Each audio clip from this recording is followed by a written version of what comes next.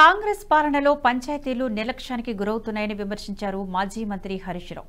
తాము ఉన్నమాటే చెప్పామని, అందుకు మంత్రి సీతక్కకు ఉలికిపాటెందుకంటూ ప్రశ్నించారు.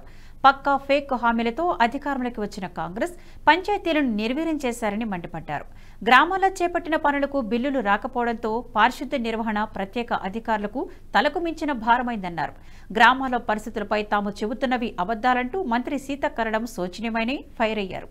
అధికారంలోకి వచ్చి 9 నెలలోకి అడుగు పెడుతున్నా ప్రభుత్వం గ్రామాలకు 9 పైసలు కూడా ఇవ్వలేదని ఆరోపించారు హరీష్ రావు. గ్రామాల్లో అభివృద్ధి పనుల కోసం కేంద్రం నుంచి నిధులు వచ్చినా అవి కూడా దారి మళ్లించి మోసం చేశారని ధ్వజమెత్తారు.